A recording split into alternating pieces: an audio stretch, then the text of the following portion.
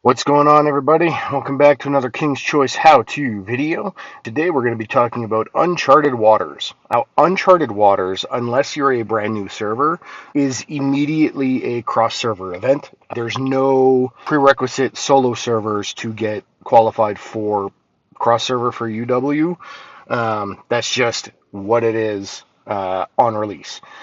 So, Uncharted Waters, you are competing for the Alliance title of the Righteous Duke or Duchess. Now, that is the P title, and then all of the members also get the Congenial Viscount title as well. More importantly, you are competing for Monarch Crowns. Monarch Crowns will allow you to either summon or enhance your Monarch Knights. So you are also competing for, individually, you can compete for a number of edicts, some prestige chests, some ballroom invitations, and some armor. Ballroom invitations are nice, especially for your lovers if you're trying to increase their lover power points for their associated lover. Definitely going to want those. Now, the basis of Uncharted Waters is essentially a marketplace event. So it's one of those ones where you would buy low, sell high, and try and accumulate the most points by doing that. So I'll show you what that means here right after we look at the achievements.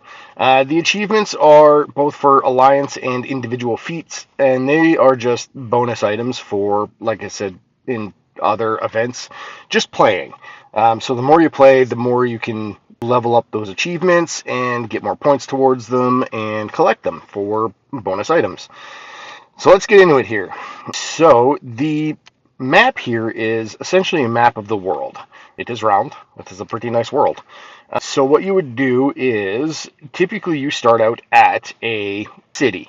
The city is normally random that you start out at, and you would just click on the city to enter the city and see what is available for purchase and sale.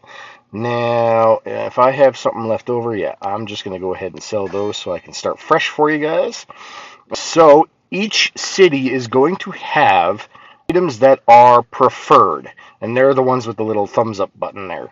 They're the ones that you're going to want to buy so that you can turn around and sell them at other cities later.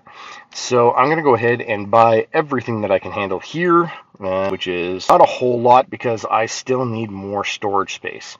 Those come with your skills, and we'll talk about skills a little bit later.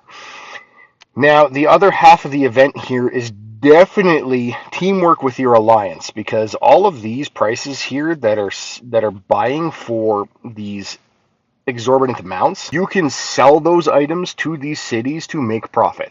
So instead of buying pearls at 109, if you already have pearls, you can come to this city, sell them, and make profit, especially if you bought the pearls for 89%.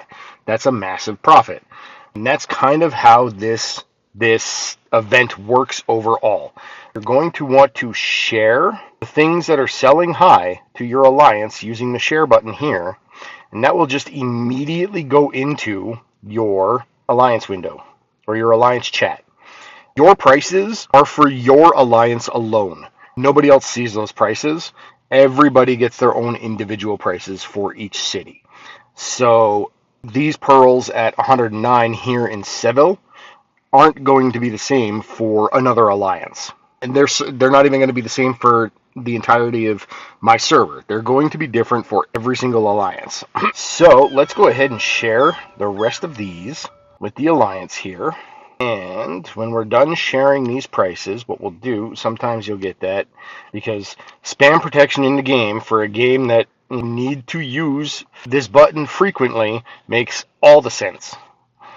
But what I do is I go to about 105%, and then anything lower than that, I don't bother, because there's not enough, especially when you get to the later stages of the game, there's not going to be enough room for profit in there. So from 110% down to 105% is typically what I share to my alliance, and then we'll just move on to the next city. Since nobody else has shared anything yet for my alliance here, I don't know what kind of prices are going on, so I'm just going to move on to the next city in my line here, and we're just going to have a look. So we'll share what sells first, and from there we go. And then, now tobacco is selling for 107%. Tobacco is, oh, it's listed. Sometimes the thing that you're carrying isn't listed on the sell chart here, but it will have its own price. If this price happens to be fairly significant, then make sure to share that with your alliance too, and then they will also know that that item is available to be sold at that location as well. Now, let's buy up a couple things, move on to the next city. And you just keep repeating this process over and over and over and over again, and trying to accumulate as many points as possible.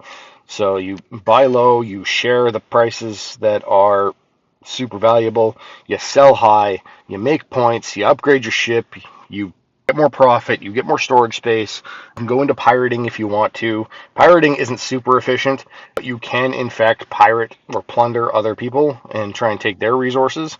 Like I said, it's not super efficient. It still takes one of your barrels or stamina chances, and then to refresh it's 120 gold. You have to actually spend gold to pirate, which doesn't make a ton of sense for me. Even with the skills that you get for pirating that reduce the amount of gold that it takes to refresh your available players, it still doesn't make sense because you have to spend gold. Whereas just being a ship traveling from city to city, being a buy-sell, a merchant, is way more efficient and will net you far more points than being a pirate.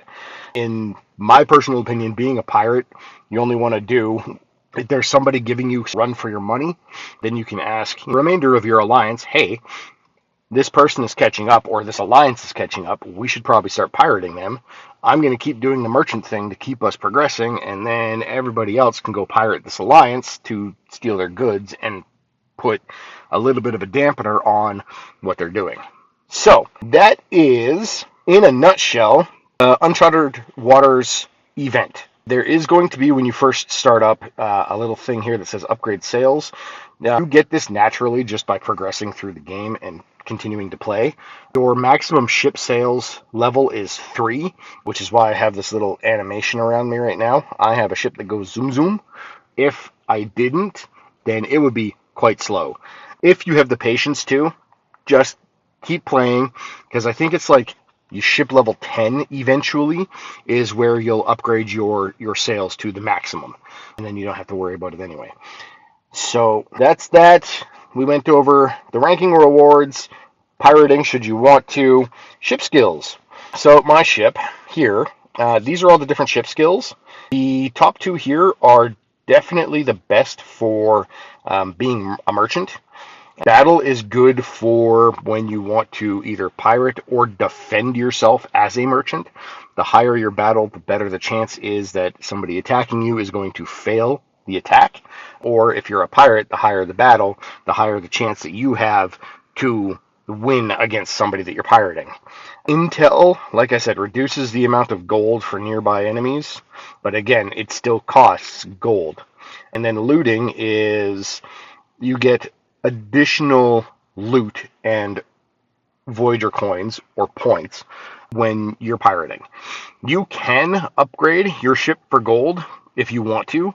I only really do this if our alliance is trying to actively go after the title. Otherwise, I just leave it alone. The Voyage records is just an informational window, essentially. It'll show you if you've been pirated, who pirated you, and then you can see they absolutely killed me, but they also got me while I was very low leveled.